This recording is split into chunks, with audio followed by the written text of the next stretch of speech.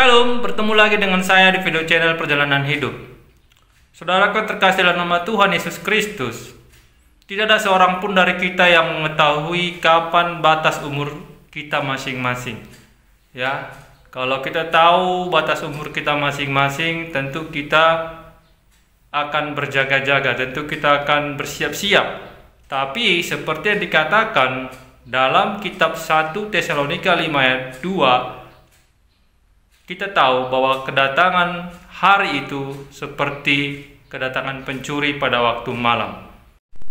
Nah, jadi kedatangan hari kematian itu tidak ada yang tahu.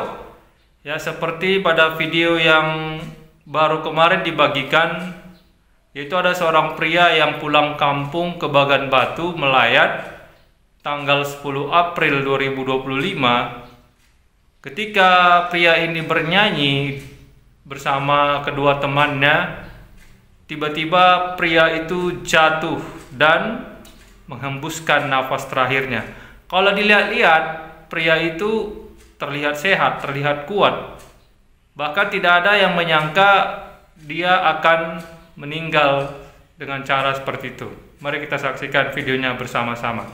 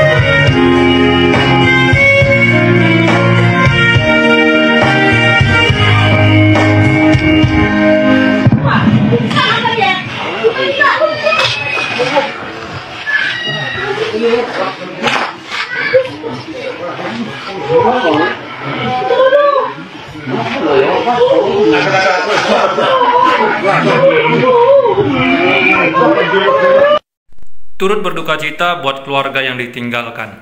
Jadi saudaraku terkasih dalam nama Tuhan Yesus Kristus, kematian itu tidak ada yang tahu. Bahkan si pria yang dalam video itu, saya yakin beliau pun tidak tahu bahwa hari itu adalah hari terakhir dia. Ya, jadi ini menjadi satu pelajaran bagi kita, kawan, bahwa kita jangan merasa umur panjang. Kita harus tahu, harus sadar bahwa kapan saja kita bisa meninggal, kapan saja kita bisa dijemput oleh kematian itu. Untuk itu firman Tuhan katakan dalam Matius 24 ayat 42, jelas di sana dikatakan berjaga-jagalah. Mari kita baca. Matius 24 ayat 42 berkata, "Karena itu berjaga-jagalah, sebab kamu tidak tahu pada hari mana Tuhanmu datang."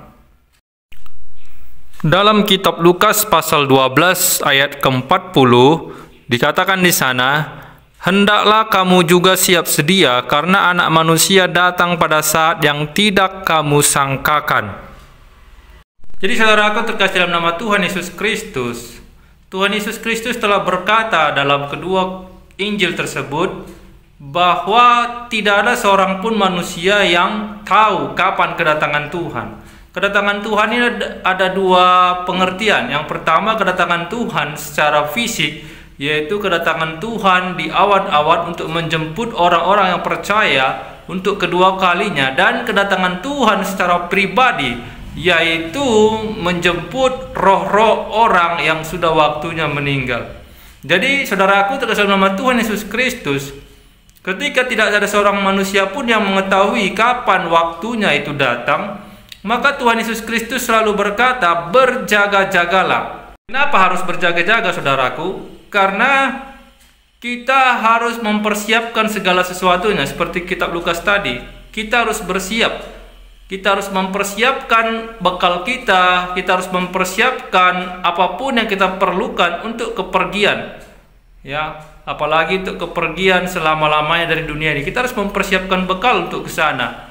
Jadi kita harus berjaga-jaga. Apa yang harus kita jaga? Kita harus membuat segala sesuatu itu layak untuk kembali kepada Tuhan. Ya, kita harus layak. Kalau tidak layak kita kembali kepada Tuhan, kita akan terlempar ke tempat yang tidak kita inginkan. Ya, dalam istilah orang-orang katakan kita akan terlempar ke neraka. Jadi kalau kita tidak berjaga dengan mempersiapkan bekal kehidupan kita ke sana, maka kita akan mengalami penyesalan. Seperti ada lagu Batak, tu dia hodung mateho, artinya kemana kau begitu kau meninggalkan dunia ini. Jadi kita harus tahu kemana kita akan pergi.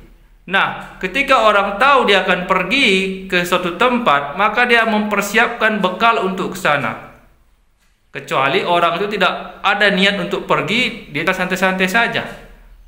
Cuman bedanya kepergian karena dipanggil untuk selama-lamanya dengan kepergian kita ke tempat-tempat lain itu berbeda. Karena ketika kita pergi untuk selama-lamanya itu waktunya tiba-tiba. Itu tak bisa kita duga, itu tak bisa kita sangka. Tiba-tiba saja kita harus pergi. Tiba-tiba saja kita harus merelakan dunia ini. Jadi saudaraku terkasih dalam nama Tuhan Yesus Kristus, kita harus berjaga-jaga, ya. Semoga almarhum tadi, pria tadi yang jatuh pada saat live itu, beliau sudah memiliki persiapan sehingga tidak ada penyesalan ketika beliau akhirnya lepas dari jasadnya. Jadi bagi kita yang masih hidup sampai saat ini, kita harus mengambil pelajaran dari kasus ini, dari kisah ini, dan banyak kisah-kisah lain yang seperti itu. Ketika lagi rapat dia meninggal, kita lagi ibadah, lagi makan, banyak yang meninggal tiba-tiba. Ya, kalau orang-orang medis berkata itu mungkin kena serangan jantung. Tapi dari segi firman Tuhan, dari segi kerohanian, kita harus menyadari itu adalah waktu kita. Kita harus sedia, kita harus siap. Tidak ada cerita kita belum waktunya, tidak ada cerita kita belum siap, tidak ada cerita kita belum mantap untuk pergi ke sana. Ketika waktu itu tiba, kita siap atau tidak siap harus berangkat. Itu makanya Tuhan Yesus Kristus berkata, kita harus berjaga-jaga. Kenapa kita harus berjaga-jaga? Mari kita lihat dalam kitab Wahyu. Dalam kitab Wahyu pasal 16 ayatnya yang ke-15 dikatakan di sana, lihatlah, aku datang seperti pencuri. Berbahagialah dia yang berjaga-jaga dan yang memperhatikan pakaiannya, supaya ia jangan berjalan dengan telanjang dan jangan kelihatan kemaluannya. Dalam kitab Wahyu 16 ayat 15 tadi, aku di situ adalah Tuhan Yesus Kristus, anak domba Allah yang telah duduk di sebelah kanan Allah Bapa, berkata, lihatlah, aku datang seperti pencuri. Hendaklah kamu berjaga-jaga supaya kamu tidak kelihatan telanjang dan nampak kemaluannya. Di sini itu adalah bahasa metafora, bukan bahasa yang menyatakan keadaan aslinya. Artinya telanjang di sini adalah orang-orang yang tidak layak untuk masuk ke dalam kerajaan surga. Adalah orang-orang yang selama hidupnya itu tidak pernah memikirkan bekal untuk ke sana. Orang-orang yang selama hidupnya hanya memikirkan dunia ini saja. Orang-orang yang selama hidupnya tidak pernah mengingat Tuhan. Sehingga Tuhan berkata, kamu jangan telanjang. Artinya kita harus mempersiapkan pakaian untuk roh kita. Apa pakaian untuk roh kita? Perbuatan-perbuatan yang berkenaan di hadapan Tuhan, melakukan kehendak Tuhan, melakukan firman Tuhan. Seperti kata kitab Matius pasal 7 ayat 21, kita harus melakukan kehendak Allah yang maha tinggi. Itulah yang harus kita persiapkan. Jadi saudaraku terkasih dalam nama Tuhan Yesus Kristus, selama kita hidup di dunia ini, kita harus fokus kepada dua hal, yaitu jasmani dan rohani, yaitu mempersiapkan apa yang kita butuhkan selama hidup di dunia ini dan mempersiapkan apa yang kita perlukan selama kita nanti ada di alam yang lain, ya, di alam setelah kematian ini. Karena kehidupan yang sebenarnya itu dimulai setelah kita meninggalkan dunia ini. Kehidupan yang sebenarnya dimulai setelah kita tidak ada lagi di dunia ini. Jadi di dunia ini kita hanya sementara, saudaraku. Di dunia ini kita hanya untuk mempersiapkan bekal ke sana. Kita tidak selamanya di dunia ini. Kita tidak selamanya ada bersama-sama dengan saudara kita, teman-teman kita, keluarga kita, tidak. Tetapi di alam sana kita selama-lamanya. Jadi kita harus mempersiapkan diri. Jangan hanya sibuk memikirkan dunia saja. Jangan hanya sibuk memikirkan pekerjaan saja. Jangan hanya sibuk memikirkan kesenangan daging saja. Jangan hanya sibuk memikirkan apa yang akan kita pakai di dunia ini, tapi kita lupa memikirkan apa yang akan kita pakai setelah kita meninggal. Apa yang akan kita pakai setelah kita masuk ke alam roh, ya. Makanya dikatakan di sana, jangan kamu telanjang dalam kitab Wahyu 16 ayat 15 tadi. Karena ketika kita meninggal dunia, kita akan mengenakan pakaian roh. Pakaian roh inilah yang akan menutupi tubuh roh kita, ya. Tapi bagi orang-orang, bagi manusia selama hidupnya tidak pernah memikirkan pakaian rohnya, maka ketika dia meninggal, rohnya akan telanjang. Itu firman Tuhan katakan. Apakah itu pakaian roh? Mari kita lihat.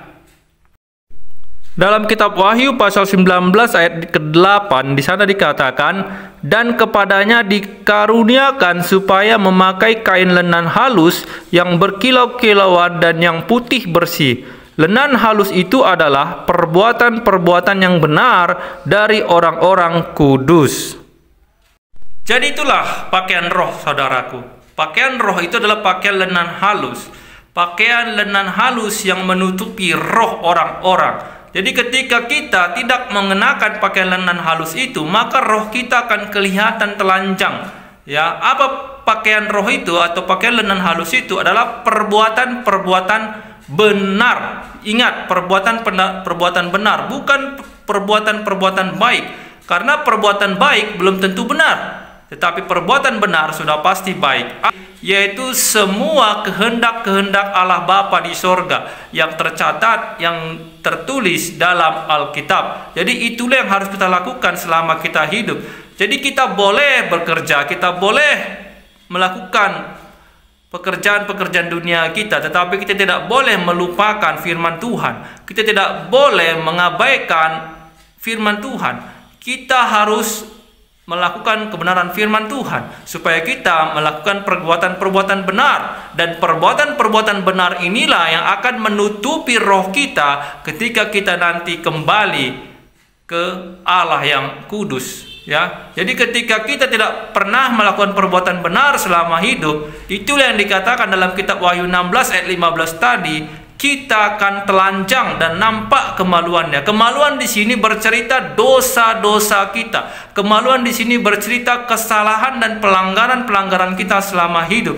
Jadi saudaraku yang terkasih dalam nama Tuhan Yesus Kristus, supaya kita layak untuk kembali kepada Tuhan, kita harus melakukan perbuatan-perbuatan benar. Kita harus melakukan perbuatan-perbuatan yang sesuai dengan kehendak firman Tuhan yang tertulis dalam Alkitab. Jadi orang-orang yang mempersiapkan dirinya, orang-orang yang berjaga-jaga sebelum hari Tuhan itu tiba adalah orang-orang yang berbahagia, orang-orang yang sangat bersukacita. Tetapi sebaliknya, orang-orang yang tidak pernah mempersiapkan pakaian rohnya, yang tidak pernah mempersiapkan bekal untuk kematiannya, yang tidak pernah mempersiapkan pakaian lenan halusnya supaya rohnya tidak telanjang dan nampak kemaluannya, adalah orang-orang yang akan menyesal dan tersiksa untuk selama-lamanya. Jadi saudaraku terkasih dalam nama Tuhan Yesus Kristus, itulah firman Tuhan.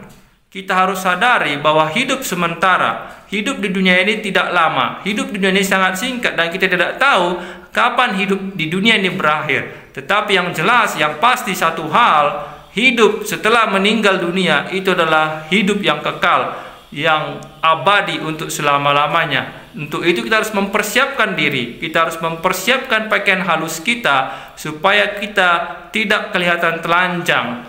Telanjang di sini adalah berbicara tentang dosa-dosa. Karena ketika kita telanjang, maka Tuhan katakan tadi dalam Wahyu 16 ayat 15, kelihatan kemaluannya. Artinya kelihatan semua perbuatan-perbuatan yang memalukan, perbuatan-perbuatan dosa kita, perbuatan-perbuatan buruk kita selama kita hidup dunia ini. Jadi saudaraku terkasih dalam nama Tuhan Yesus Kristus, Demikian firman Tuhan. Kiranya firman Tuhan ini bisa menjadi pencerahan, bisa menjadi pedoman, bisa jadi petunjuk bagi kita untuk bisa memperoleh hidup yang kekal bersama Allah Tritunggal yang kita puji, kita sembah, kita kenal di dalam nama Tuhan Yesus Kristus. Sampai jumpa di video selanjutnya. Terpujilah nama Tuhan Yesus Kristus. Tuhan Yesus Kristus memberkati kita semua.